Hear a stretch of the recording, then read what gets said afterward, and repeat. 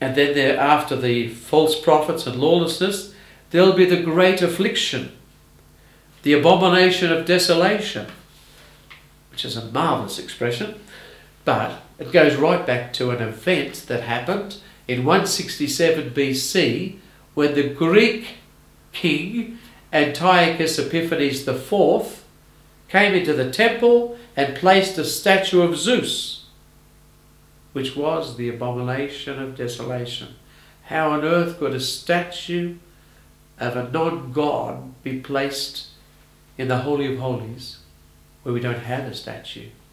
So for Jewish people, that was the worst thing to happen. So something's going to happen like that. Something as bad as that's going to happen again. As sacrilegious as that will happen again. So birth pangs, the time of great tribulation, and finally the parousia, the second coming itself. Jesus will appear publicly, on clouds, whatever, and there'll be a great cosmic event announcing his coming. Earthquakes, the sun will no longer shine, etc., etc. And then all human beings will somehow or other beat their breasts or mourn. We're not really sure of why. It may be because of those beautiful words about they will look on the one whom they have pierced and mourned. We're not sure of that. And then he's going to send his angels to get the harvest ready, the end times ready. Okay, now we go to the final section of this second part we're talking about, chapters 24 and 25. The final section is pretty long. It's the 7 parables and warnings. So I won't talk about the 4 first ones, about the fig tree, or the days of Noah, or the thief coming in the middle of the night, or the good and wicked servants. We'll just leave them. But I will talk about the 10 bridesmaids, the talents, and the last judgment. Not a lot on them, but just a little. The 10 bridesmaids. We're into chapter 25 now. This is unique to Matthew. The story itself is a little bit far-fetched. How many grooms have met their brides at midnight? And isn't it a bit strange that midnight trading is there in Palestine to go and get some oil? So that's all a bit,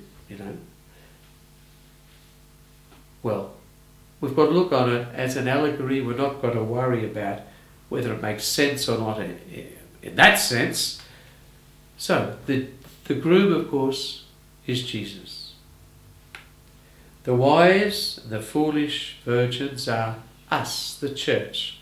Some of us are wise, some of us are foolish, meaning some of us have oil in the lamps, other of us don't. And what is the oil?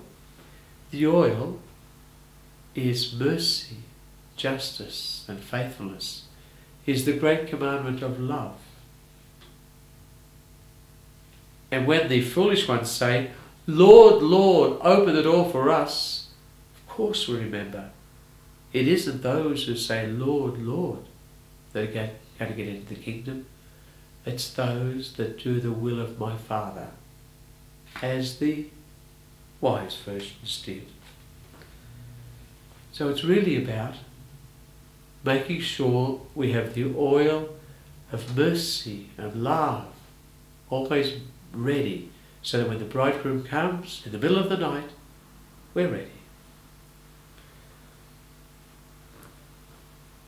Parable 6 is the talents. This is from Q. Q common to Luke. It's in Luke. There it's slightly different. There are two parables mixed in Luke. And also it's all about pounds, giving pounds. But now we're giving, years' wages because we're giving talents. Originally it was probably a story about the kingdom. A wealthy man who knows the gifts of each of his servants just gives them some money. Well, that's it. then goes away. Doesn't tell them to do anything with it, just gives them some money. The third one does nothing and loses everything. Well, that's the extraordinary thing, and even what he has is given to somebody else. So it's a parable, probably, as Jesus says, about the kingdom. We have to do something. We can't just do nothing. And as St. Matthew places it here, he's more or less saying, we can't, the same thing really, but we can't get by and enter the kingdom by doing nothing. We've got to risk living well by loving and by doing works of mercy and justice.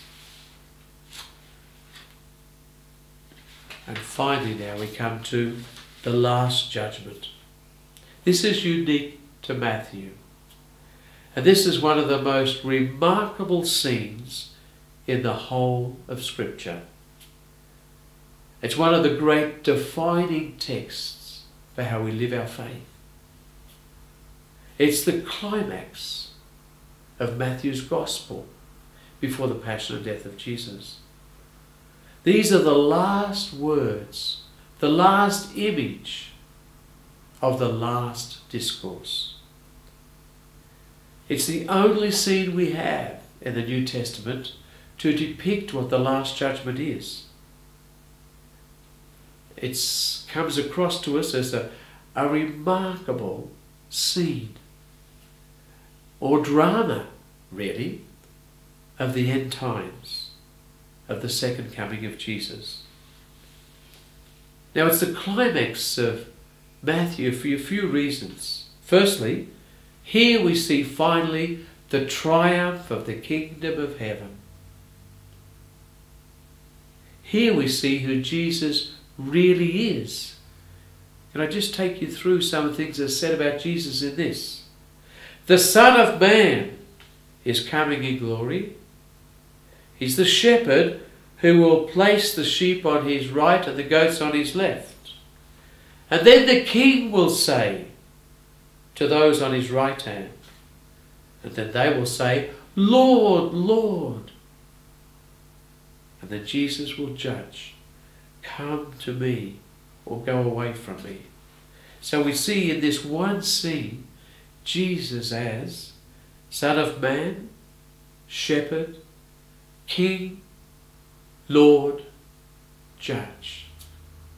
Most extraordinary portrait of Jesus. But finally, and perhaps this is the remarkable thing about St. Matthew's Gospel, it's the triumph of love. Of that guiding principle that Jesus kept teaching, by which we interpret the law, the Torah. And it's those, what we've called in our tradition of faith, the corporal works of mercy. That's what it's all about. Those 6 corporal works of mercy. It's what we do, not what we say.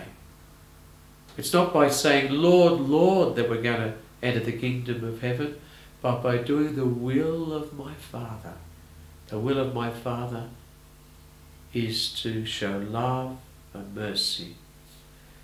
It reminds me very much of Paul writing to the Corinthians in that famous passage, 1 Corinthians 13, I may have all the knowledge there is, the gifts, extraordinary gifts of prophecy, but if I lack love, I'm nothing at all. I may even give my body to be burnt, but if I have love, it'll do me no good whatsoever. Extraordinary vision of Paul is the extraordinary vision of Matthew. Sure, in different contexts, but it's the same faith. And we're privileged, really, to be going through Matthew and to arrive at this point where once again we touch into the heart of it all. And the heart of it is what we do towards our neighbour, the love that we have for the little